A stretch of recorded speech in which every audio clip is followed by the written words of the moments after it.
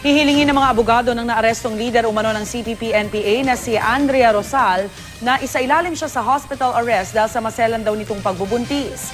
Naharap sa kasong kidnapping at murder si Rosal na anak ng dating tagapagsalita ng NPA na si Ka Roger. Narito ang report. Hospital arrest. Ito ngayon ang tinatrabaho ng mga abogado ng itinuturong leader ng Communist Party of the Philippines, New People's Army na si Andrea Rosal. Ayon sa kampo ng buntis na si Rosal, walang sapat na batayan ng pagkakaaresto sa kanya ng National Bureau of Investigation kahapon. At kung patuloy raw itong ikukulong ng mga otoridad, dapat daw siyang dalhin sa ospital dahil sa maselang pagbubuntis. Kabuanan pa naman daw ni Rosal.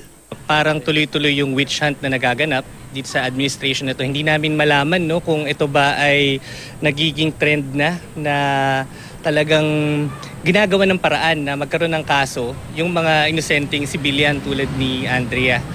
Iginiit din ni Rosal na wala siyang kinalaman sa sinasabing kaso ng kidnapping at pagpatay noong 2005 na isinampa sa korte sa Mauban, Quezon.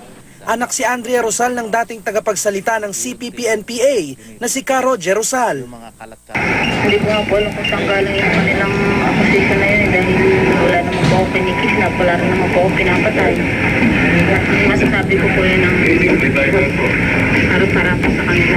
Katuwang ang intelligence service ng militar, naaresto ng NBI si Rosal sa isang bahay sa barangay 169 Caloocan City. Giit ng mga otoridad, legal ang kanilang pag-aresto dahil may warrant of arrest si Rosal. Kasama ring inaresto ang umano'y bodyguard at isang barangay chairman na sinasabing may-ari ng bahay kung saan tumutuloy si Rosal. Wala pang pahayag ang dalawang lalaking kasamang naaresto. Itinuturong sekretary si Rosal ng isang komite ng grupo ng mga rebelde sa Southern Tagalog area. Member na po ba kayo ng CPP-NPA po? Sabi nila. Namatay ang ama ni Rosal na si Ka Roger noong 2011. Pinaniniwala ang pinangunahan ni Ka Roger noong dekada 80 at 90 ang mga pag-atake sa Southern Tagalog Region. Noong Sabado lang, naaresto naman sa Cebu ang mag-asawang Benito at Wilma Chamson na umunoy mga lideri ng CPP-NPA.